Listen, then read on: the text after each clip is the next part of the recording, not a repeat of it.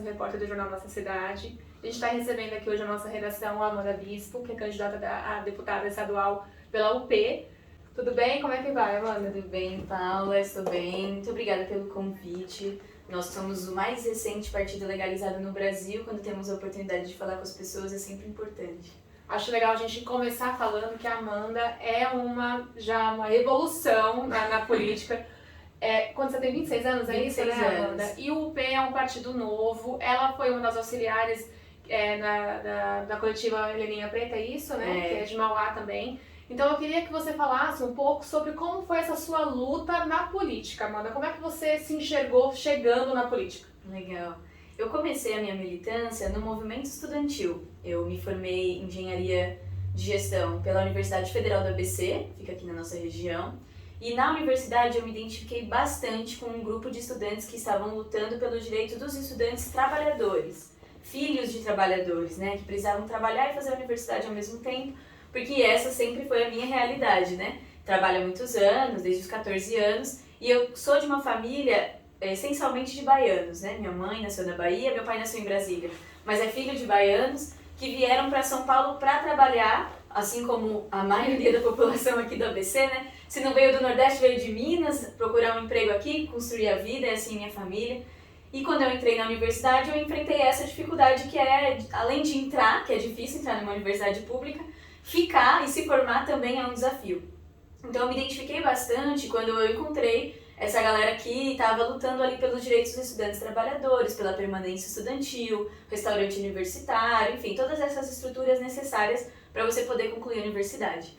E nesse mesmo tempo, eu fui vice-presidente do Diretório Central dos Estudantes, fui conselheira no Conselho de Ensino, Pesquisa e Extensão e conheci o Movimento de Mulheres Olga Benário, que é um movimento nacional que organiza mulheres trabalhadoras no Brasil. E em 2017 a gente realizou a primeira ocupação de mulheres da América Latina, de São Paulo, mas a primeira da América Latina foi realizada pelo nosso movimento em 2016 em Minas Gerais. Daí a gente reproduziu em 2017 aqui, né, na cidade de Mauá, foi a primeira do estado de São Paulo, chama Casa Helenira Preta. E nessa casa a gente acolhe mulheres em situação de violência, então a gente faz um trabalho com psicólogas, advogadas, assistentes sociais e voluntários para atender as mulheres que estão passando por essa situação, mas não só isso, né? Temos atividades culturais, cursos, enfim. É um trabalho bem amplo, eu posso falar um pouco mais depois. Mas eu me identifiquei com essa necessidade das mulheres para a gente enfrentar a realidade que as mulheres vivem, né? Porque hoje, por exemplo, a situação que a gente está vivendo agora, o desemprego no Brasil atinge 10 milhões de pessoas e a maioria são mulheres. Nós temos visto bastante se falar por aí do reaquecimento da economia, mas não são as mulheres que estão entrando de volta no mercado de trabalho, pelo contrário, a maioria das contratações são de homens. E as mulheres enfrentam ainda no mercado de trabalho um salário inferior. Em média, no estado de São Paulo, as mulheres trabalham 75 por dias do ano de graça, porque a média salarial é inferior do homem com relação à mulher. Nós, mulheres, temos que enfrentar, né, esse trabalho que fica para as mulheres do cuidado, né, as mulheres trabalhadoras cuidam das crianças, então e não tem creche suficiente para as mulheres trabalhadoras cuidam das crianças e não tem escola de qualidade para as crianças. As mulheres cuidam dos idosos, a saúde pública precarizada, sem acesso a médico, a exames, cirurgias, enfim. Então sobrecai mais as mulheres, fora a violência específica contra as mulheres, que tem crescido no último período e a gente entende que está associada à crise, né? Então a fome, ela afeta mais as mulheres, porque as mulheres muitas são mães de família, né? Assim, cuidam da família sozinhas, elas trabalhando e cuidando das crianças também, enfim. Então eu me identifiquei lá em 2016 com essa necessidade de nós mulheres fazermos alguma coisa para enfrentar essa realidade. Daí me organizei também no movimento de mulheres Olga Benário e desde então estou nessa luta. A Casa Helenira em Mauá a gente já atendeu mais de 750 mulheres nesse período. Quando a gente ocupou a Casa Helenira, a gente ocupou no dia 25 de julho de 2017. O dia 25 de julho é o Dia Internacional da Mulher Negra, Latino-Americana e Caribenha. É um dia de luta em toda a América Latina e aqui a gente, nesse dia, quis comemorar fazendo essa ocupação. E a gente fez essa ocupação lá em 2017, quando nem Secretaria das Mulheres tinha em Mauá. E aí foi depois que a gente ocupou, na época o Átila era prefeito, e a gente conseguiu pressionar para que a secretaria existisse. Então, a Secretaria da Mulher, Secretaria de Políticas Públicas das Mulheres de Mauá, foi criada uma parte fruto também dessa luta, porque as mulheres de Mauá lutam há muito tempo, né? A gente continuou, assim, pressionou também para essa criação. E dentro disso, eu vou te interromper esse minuto só para falar, é importante a gente destacar que, além de vocês terem feito essa pressão para a criação da Secretaria da Mulher, vocês conseguiram também que houvesse, acho que a Patrulha Maria da Penha, que eles tiveram que implantar por meio de discussões com vocês, né? E também uma casa de proteção da mulher, que também foi uma discussão com vocês.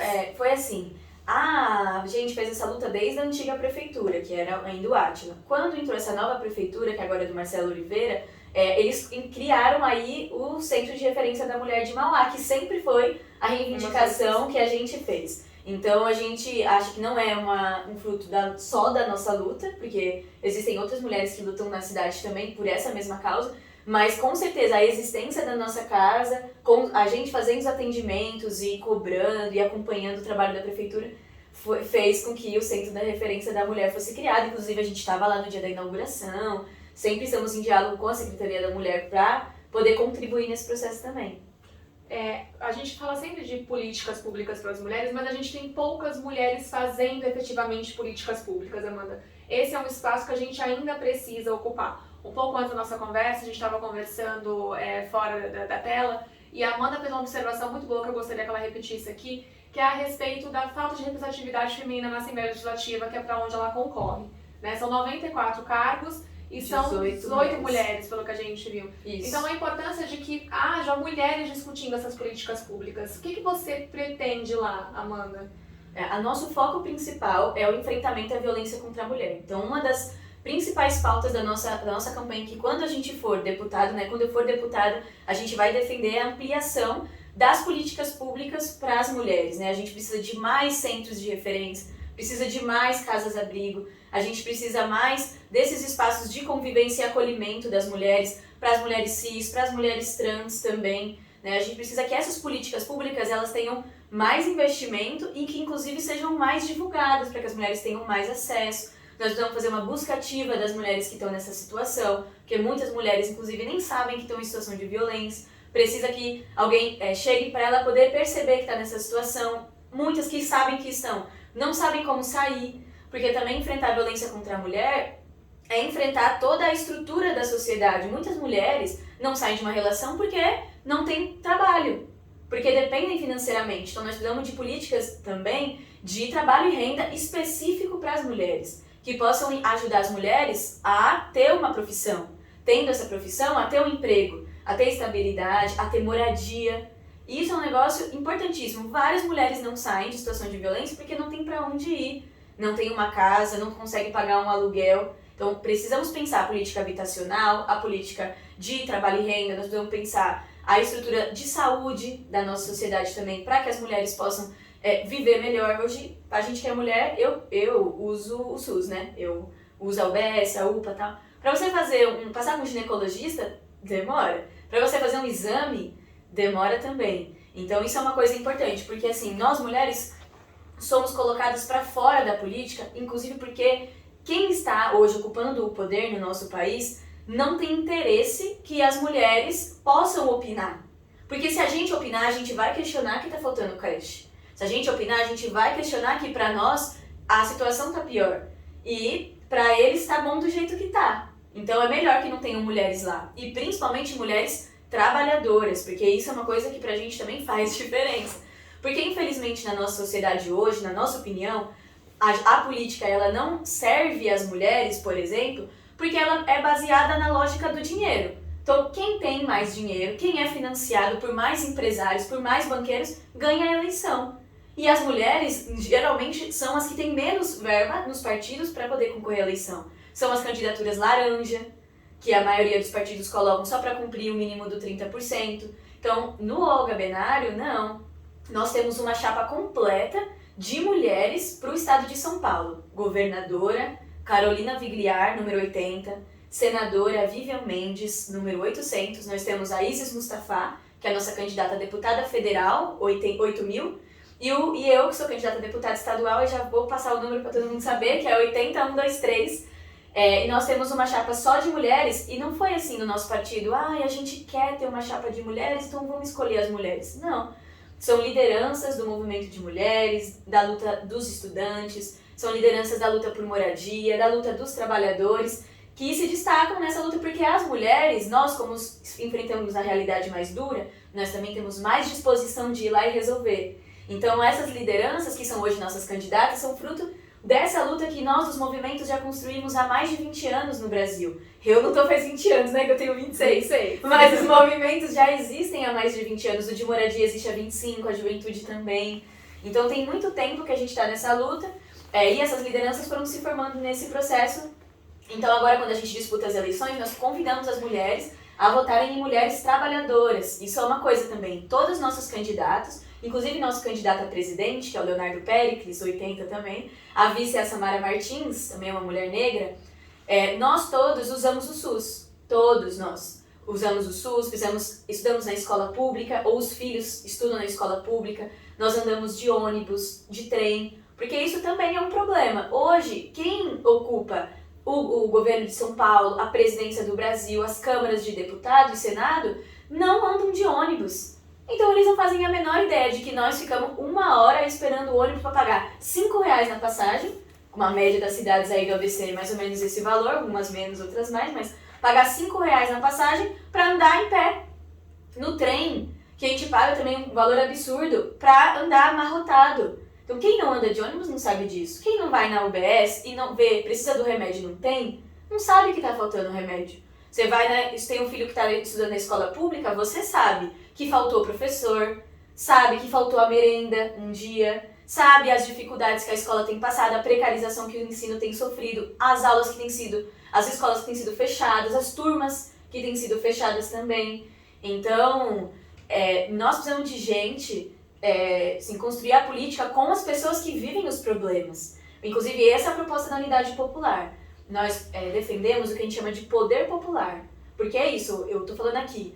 O meu objetivo é entrar na Alesp para aumentar o investimento nas políticas públicas para as mulheres, para construir uma política que seja voltada para transformar a vida das mulheres trabalhadoras, para que a gente possa trabalhar, possa sustentar a nossa família, para que a gente possa ter estrutura, serviços públicos que deem estrutura para a nossa vida, como os restaurantes populares, porque nós passamos muito tempo dentro de casa fazendo comida, lavando roupa. Precisa ter lavanderias populares também, na nossa opinião.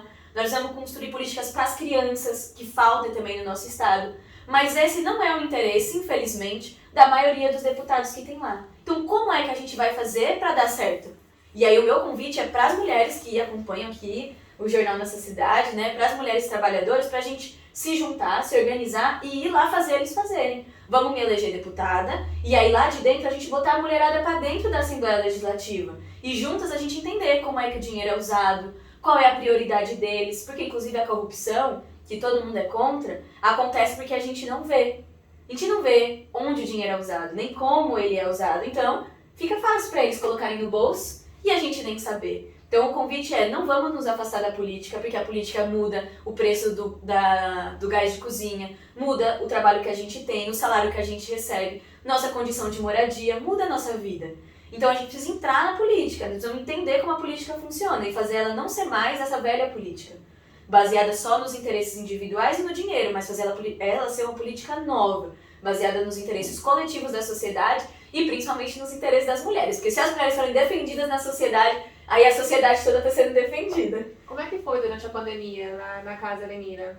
Foi o período que mais cresceu os atendimentos, inclusive porque a gente fez assim, chegou a pandemia, o que a gente vai fazer? Vamos ficar em casa? Vamos ficar em casa?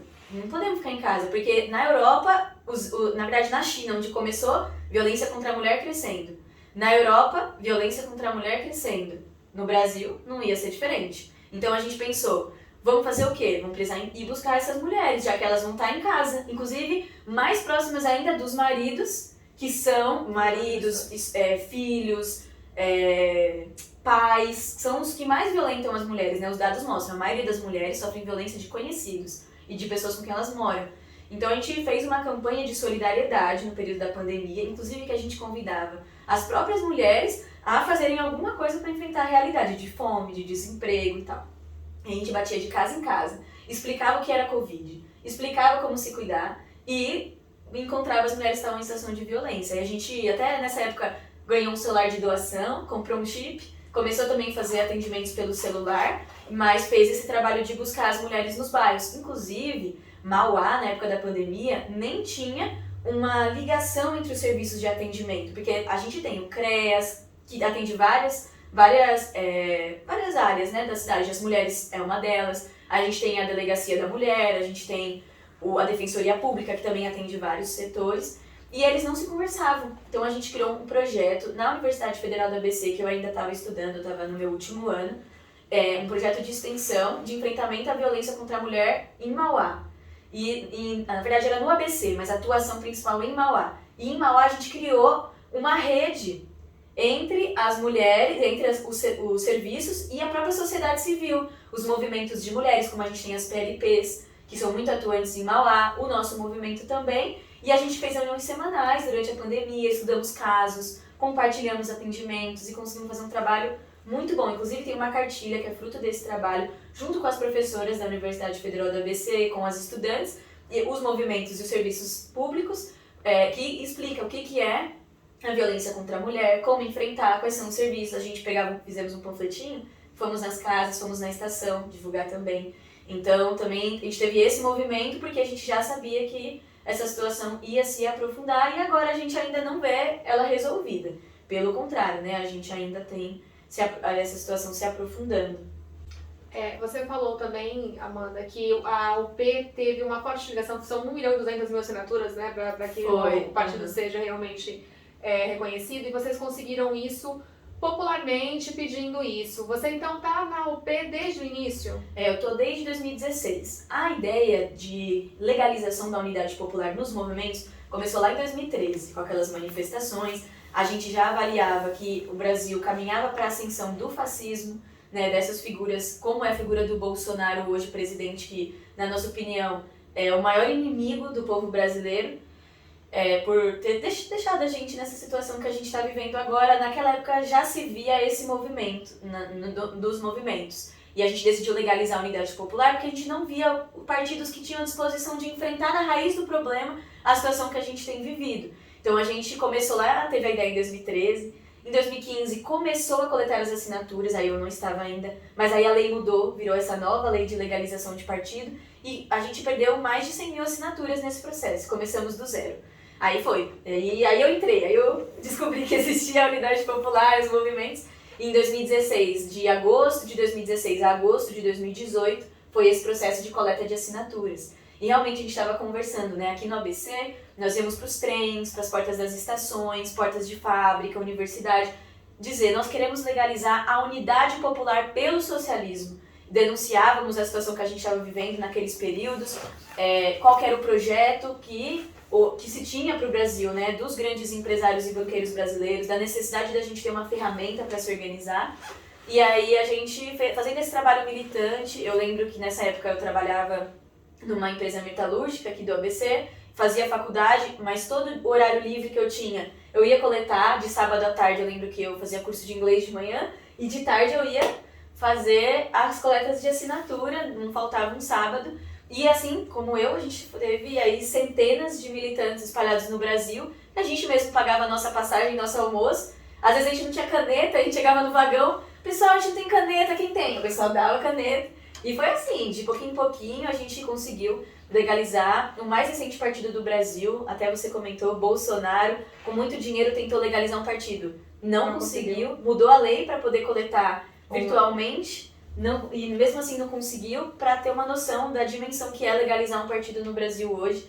Inclusive, nós nunca mentimos, né? Assim, nós nunca chegamos nas pessoas e falamos outra coisa que não fosse que nós queríamos legalizar um partido para construir um partido que de verdade fosse revolucionário, que de verdade tivesse coragem de enfrentar na raiz dos problemas a situação que a gente está passando. E as pessoas estão esperando uma alternativa revolucionária, porque do mesmo a gente não aguenta mais, né? E a nossa participação nas primeiras eleições, que foi 2020, que eu fui candidata a prefeita em Mauá, para nós foi um exemplo. Porque a gente estava comentando, eu fui a mulher mais votada da cidade. Deixamos para trás a candidatura do MDB. Deixamos para trás partidos que já estão participando da política faz tempo.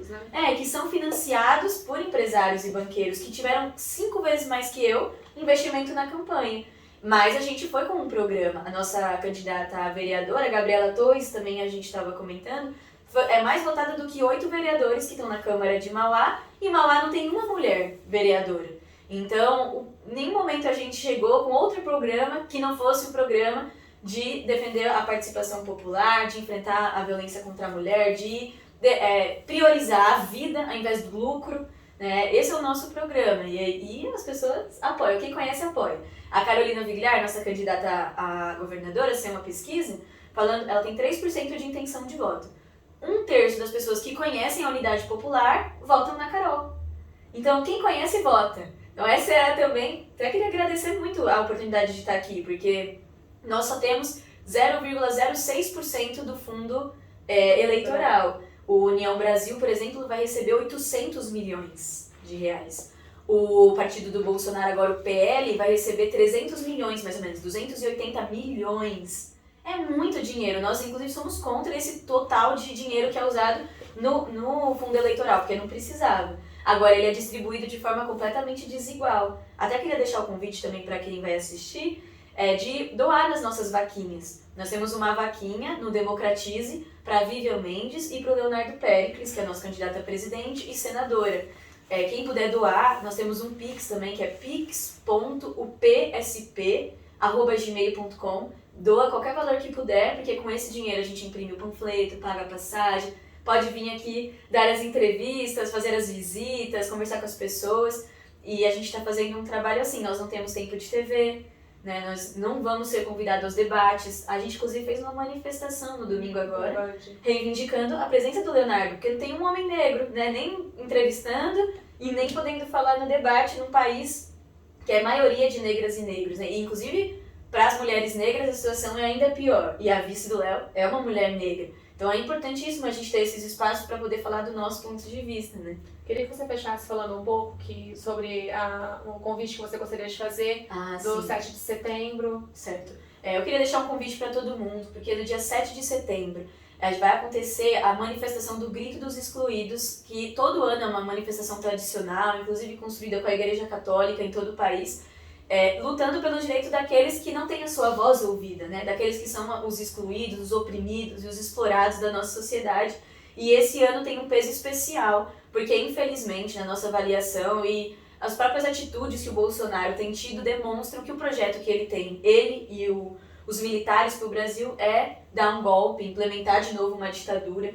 E no dia 7 a gente vai participar da manifestação às 9 horas da manhã na Praça da Sé. Também vamos ter a manifestação de manhã aqui no ABC, então deixar o convite para todo mundo participar, porque ditadura, ela não é bom para quem é trabalhador, né? Por que eles querem uma ditadura, né? A gente fica refletindo. Primeiro, para manter os privilégios que eles têm, né? São milhares de reais de salário por mês, por ano são milhões para os militares, para os políticos, para quem eles dão cargos. Então, vários privilégios. Eles querem uma ditadura para manter esses privilégios que eles têm e para continuar o projeto de destruição, por exemplo, do SUS, que o SUS tem sido sucateado cada vez mais. Daí, numa ditadura eu não posso reclamar, então é para destruir o SUS e privatizar. Na nossa avaliação, eles querem uma ditadura para destruir a educação pública. Só esse ano foi 14% de corte, depois se tornou 7%, né, depois que o povo lutou, mas ele queria cortar 14% a verba das universidades públicas. A UFABC corre o risco de fechar, sem ter o orçamento. Então, isso é um absurdo. Eles querem implementar uma ditadura para manter o povo passando fome. 33 milhões de pessoas famintas todos os dias no Brasil. Como que controla? Com a violência, para as pessoas não poderem reclamar que estão passando por essa situação. Né? Querem para perseguir militantes políticos, como fizeram na ditadura de 64. Inclusive, o Brasil nunca puniu os torturadores, né, e os assassinos da ditadura. Então, vou deixar um convite, gente. Não vamos aceitar a situação que a gente está vivendo. É possível, sim, impedir o golpe do Bolsonaro. A gente construir um país muito melhor, um país que seja justo para as mulheres, para quem trabalha, acorda cedo, para quem mora nas periferias aqui do ABC Paulista, mas para isso a gente precisa lutar hoje. Então, deixar o convite para todo mundo, tá? Dia 7, às 9 horas da manhã, na Praça da Sé. Quiser ir junto com a gente daqui, vamos sair de ônibus também, para ser mais seguro, vamos e voltamos de ônibus. Vai sair de São Bernardo, Santo André, Diadema, Mauá. Manda uma mensagem para mim. Minhas redes sociais é amandabispo.p. Aí é só mandar uma mensagem que a gente conversa. Me convidem também para ir na casa de vocês visitar, que eu vou, que é isso que a gente está fazendo, visitando, panfletar para os vizinhos, convida também. Ou a gente se encontra aí pelas estações do ABC, que eu tô sempre na porta com o microfone. É isso, quero te agradecer muito pela presença. Eu que agradeço. Sei que a correria fica agora, principalmente para quem tá precisando falar com todo mundo cara a cara, né? Qualquer tempo é tempo. Sim. Então, muito obrigada. Deixo o espaço para você se despedir do pessoal em casa também. Muito obrigada, Paula. Muito obrigada ao JNC, a todo mundo que assistiu. E vamos na luta até a vitória. Tchau, tchau, gente. Obrigada.